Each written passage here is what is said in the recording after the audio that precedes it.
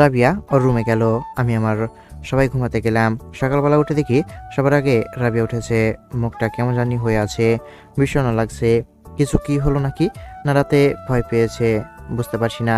এত বুঝাবুঝির কি আছে? ওকে যে প্রশ্ন করলেই তো সব সমস্যার সমাধান পাবো। গেলাম তার কাছে। আমি যাওয়ার পর, কিছু কি হয়েছে সুস্মিতা? তোমাকে বিষণ্ণ দেখাচ্ছে যে? না কিছু না। কিছু তো হয়েছে। কি হয়েছে আমাকে খুলে বলো। আসলে আমায় রাতে অনেক আজীব আজীব জিনিস লক্ষ্য করতে হয়েছে। কি এমন জিনিস? আমার কেন জানি মনে হচ্ছিল এই রুমটা অনেক চেনা আমার কাছে। এখানে আমি আগেও ছিলাম। সবকিছু আমার মনের মতো। ঘুম ধরছিল না। তুমিই বলো, এখানে আজকে আমি প্রথম থাকলাম, তাই না? তাই তো। যাক, মনে হচ্ছে আস্তে আস্তে সব প্ল্যান কাজে দিচ্ছে। তাহলে এমন কেন মনে হচ্ছে আমার? এসব কিছু না, প্রথম বাইরে থাকছো তো, তাই তোমার এমন মনে হচ্ছে। এটা স্বাভাবিক ব্যাপার। তাই যেন হয়। হুর পাগল মেয়ে, চলো তোমাকে বাইরে বেড়াতে নিয়ে যাই। আমার আবার সকালবেলা একটু হাঁটাহাঁটি করার অভ্যাস আছে তো। আচ্ছা চলো, আমিও হেঁটে আসি। তাহলে যদি একটু ভালো লাগে আর কি। হ্যাঁ চলো। সুস্মিতা আর আমি একসাথে হাঁটছি। কতদিন পর চেনা শহরে হাঁটছি। আর পাশে সেই চিরচেনা মুখ। অনেক ভালো অনুভূতি হচ্ছে মনে। সেখানে চলে এলাম যেখানে রাবি আমায় প্রথম ভালোবাসি বলেছিল। আমার মনে হয় তার এখন সে কথা মনে নেই, কিন্তু আবার সেই ঘটনা মনে করে যদি দেওয়া যায়, তাহলে তাহলে কি রাবিয়ার মনে পড়বে না? একবার চেষ্টা করা যাক। সুস্মিতা, হ্যাঁ বলো। তোমার কিছু কি মনে আছে? কি মনে থাকবে? তুমি এখানে আমায় প্রথম ভালোবাসি বলেছিলে। কি? তোমার মাথা ঠিক আছে? হ্যাঁ, তুমি একবার মনে করার চেষ্টা করো। না, আমি পারছি না মনে করতে। কিছু মনে করতে পারছি না। আমার মাথা ঘুরছে। আমি পড়ে যাব। বাসায় যাব। আমার ভালো লাগছে না। ব্যর্থ চেষ্টা বিফলে গেল। একটা রিক্সা ডাকলাম, তারপর রাবেকে নিয়ে বাসায় আসলাম। সে তার রুমে চলে গেল। মাথা ঘুরছে মনে হয়, তাই বিশ্রাম নিতে গেল তাই বিশ্রাম নিতে গেল। সবাই এতক্ষণে উঠে গেছে। আম্মু দেখলো সব। কি হইছে রাবেয়ার? মাথা ব্যথা করছিল নাকি, বিশ্রাম নিতে গেল। কই গেছিলি তোরা? সব খুলে বললাম আম্মুকে। আম্মু প্রচণ্ড রাগ করলো আমার উপর। কেন এত চাপ সৃষ্টি করছি তার উপর। অনেক কথা বললো। আমারও মনে হচ্ছে না এভাবে হবে, না অন্য কোনো উপায় বের করতে হবে।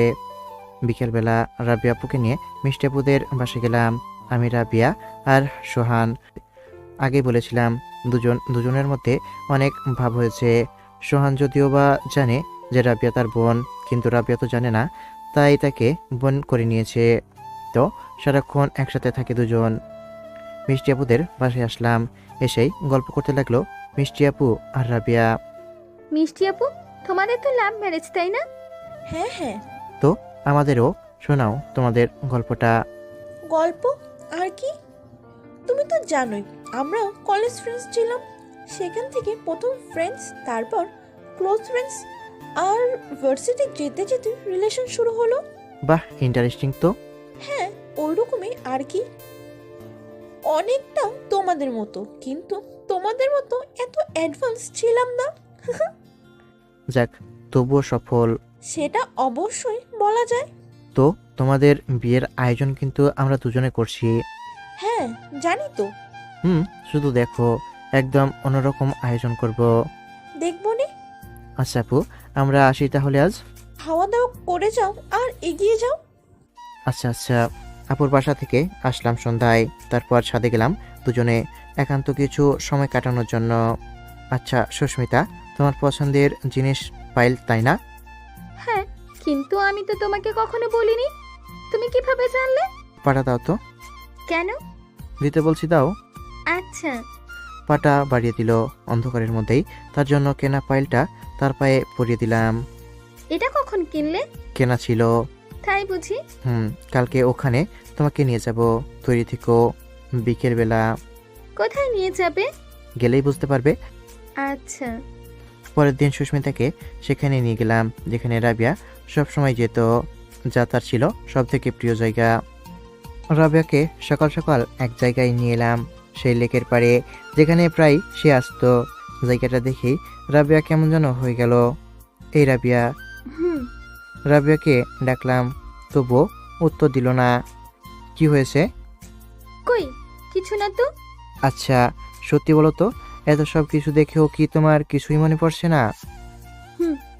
আমার সব মনে আছে। কি হ্যাঁ, কি মনে আছে তোমার?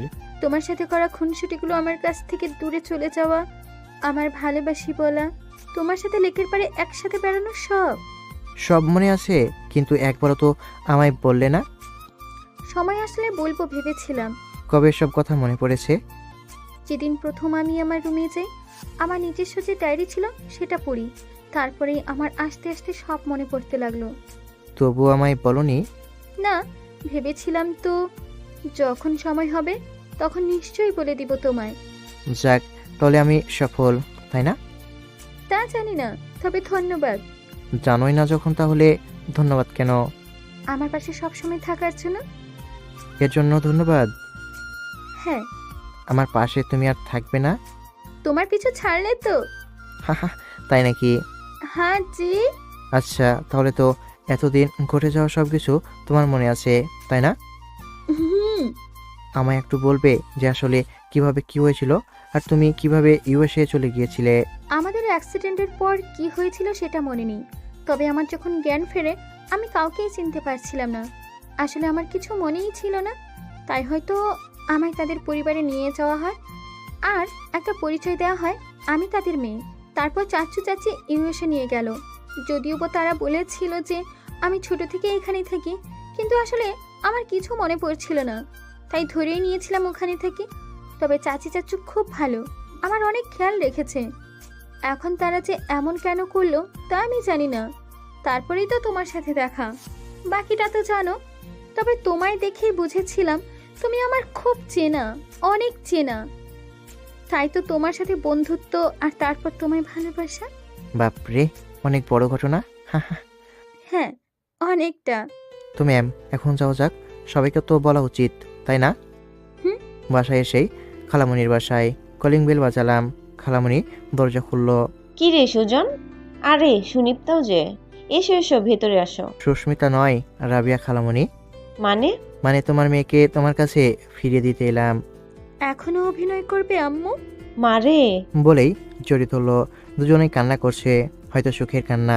খালু দেখলো, এলো, সবটা জানলো। খালুও শুরু করে দিল। তারপর সবাই ভিতরে ঢুকলাম। রাবিয়া বাসাটাকে যদিও বা আগে দেখেছে, তবে আরো ভালোভাবে দেখতে লাগলো। সবাইকে খবর দেওয়া হলো।